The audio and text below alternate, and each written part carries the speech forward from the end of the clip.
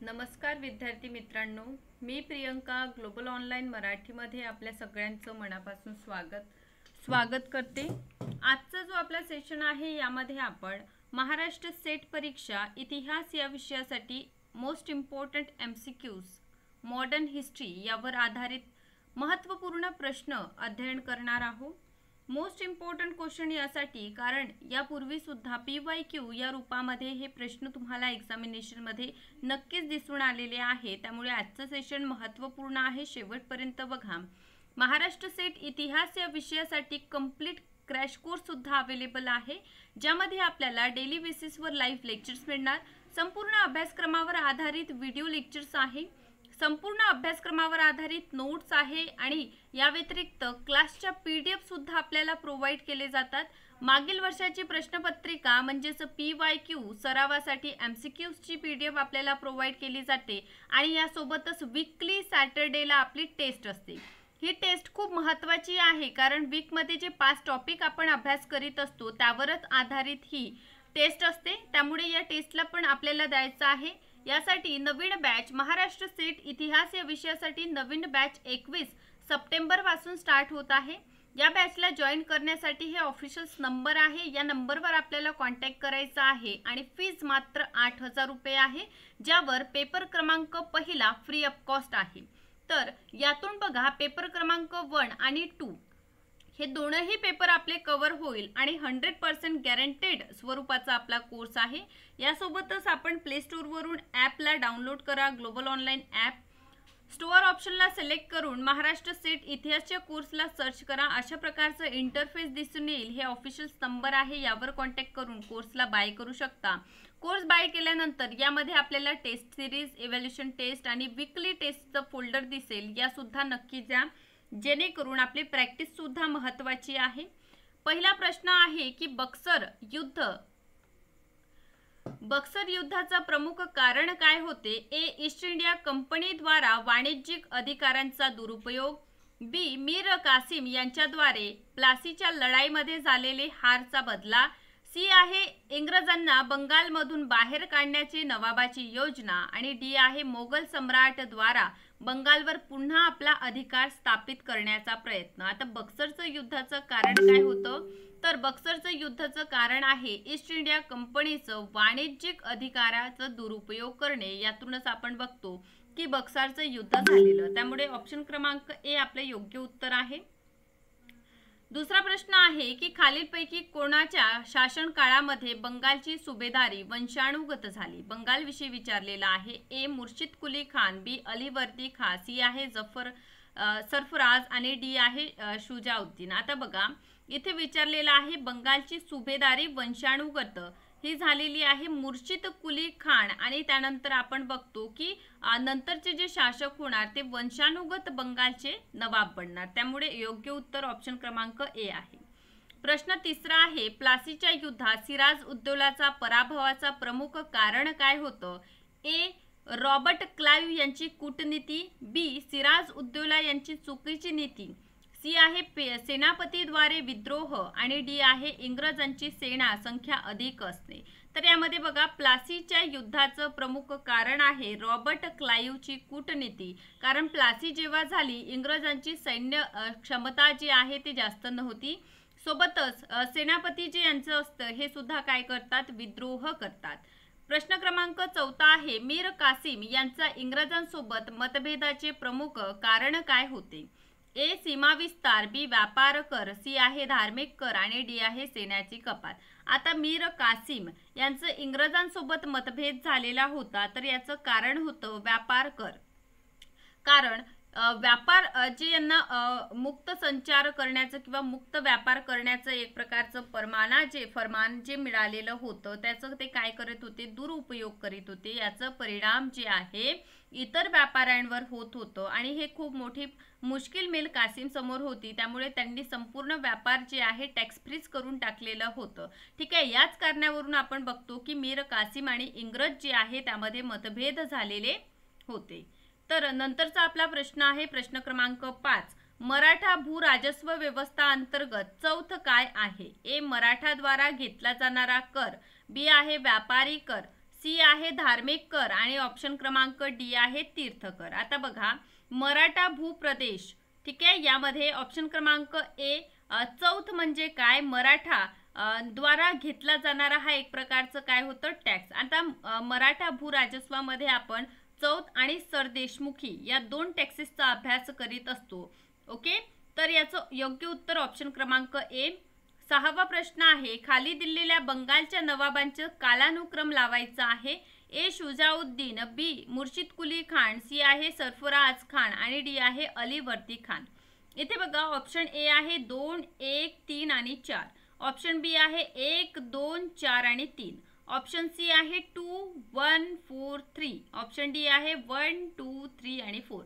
आता यामध्ये बघा आपल्याला दिसून येतं, ओके, यामध्ये आपल्याला दिसून येते बंगालच्या नवाबांना क्रमाने वारी लावायचं आहे. तर आपल्याला माहित आहे सर्वात अगोदर आलेले आहे मुर्शिद कुली खान, त्यामुळे पहिलं आपलं काय होईल, बी येईल, ठीक आहे, म्हणजे 2 येईल.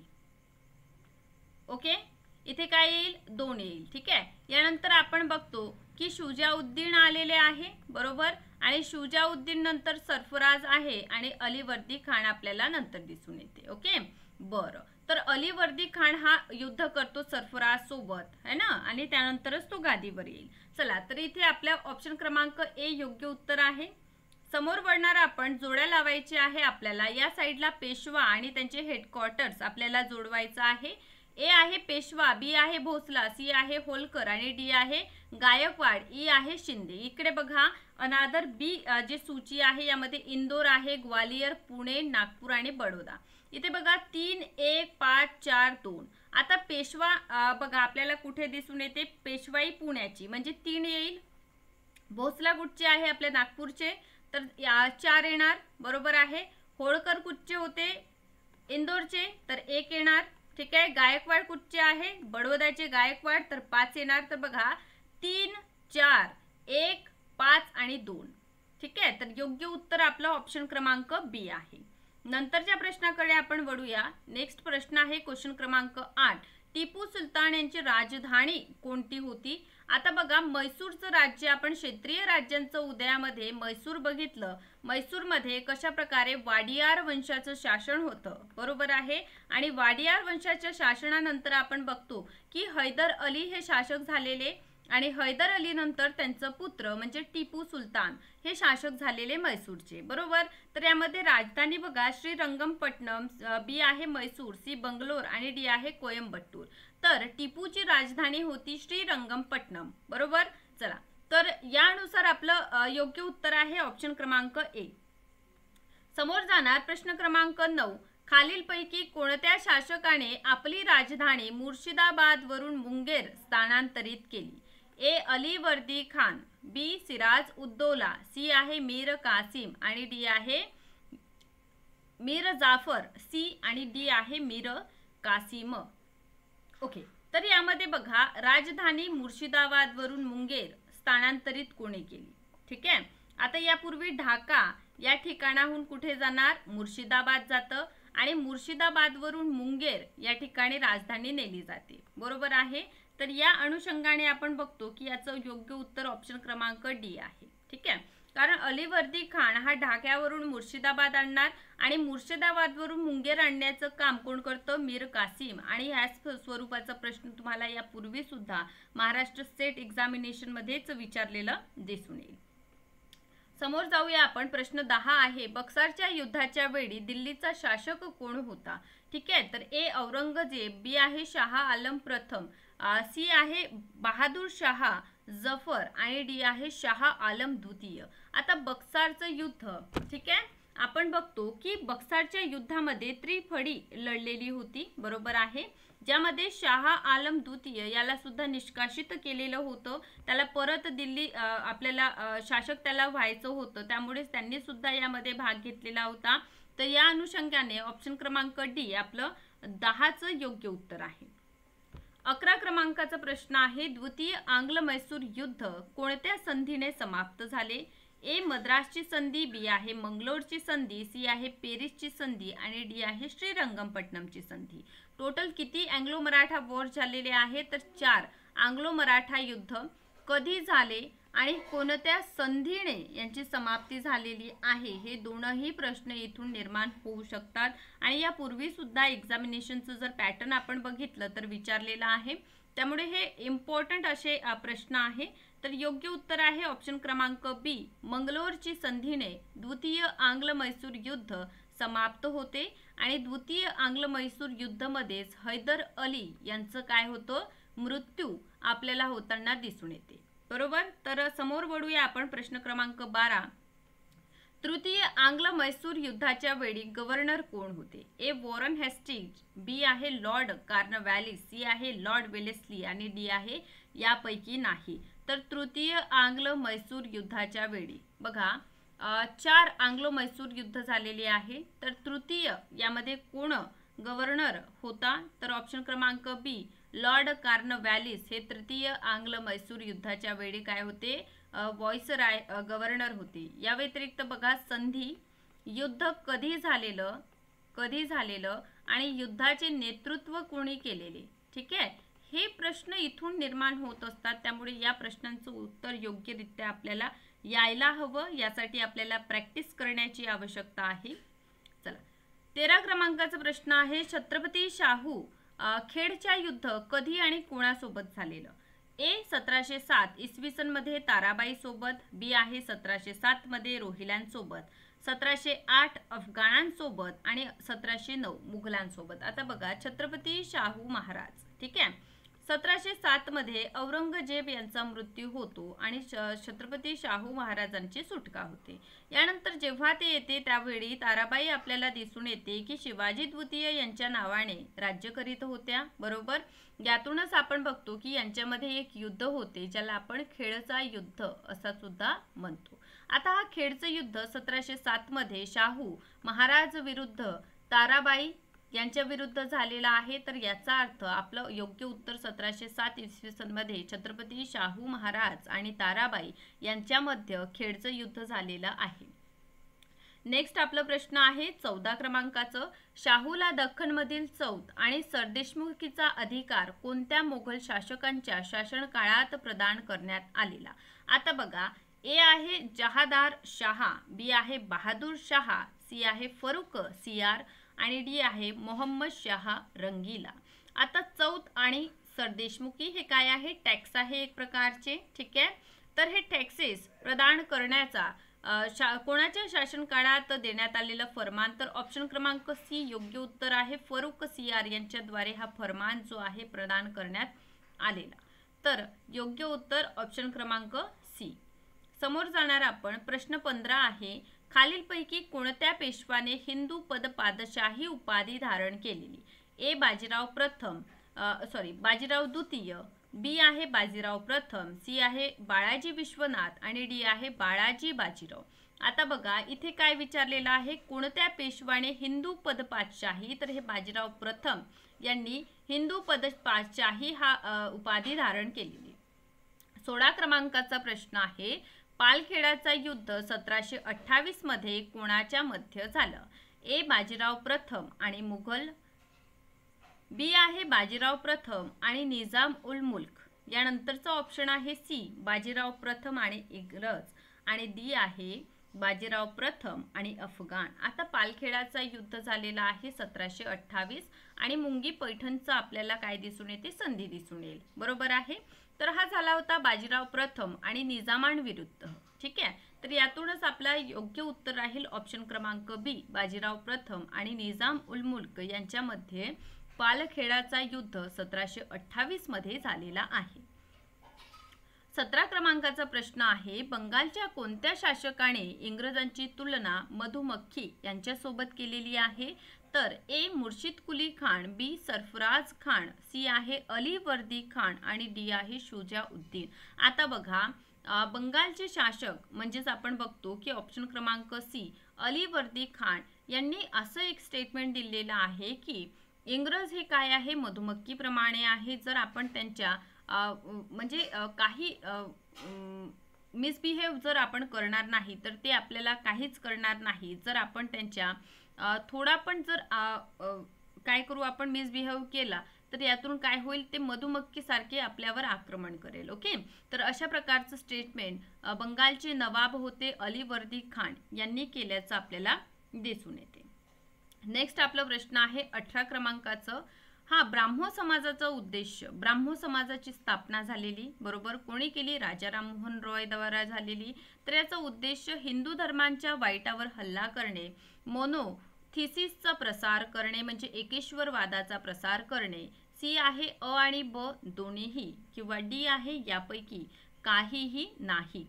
ओके, तर या ठिकाणी बघा ऑप्शन क्रमांक सी योग्य उत्तर आहे, कारण ब्राह्मो समाजाची स्थापना 1828 मध्ये झालेली आहे राजा राममोहन रॉय यांच्याद्वारे.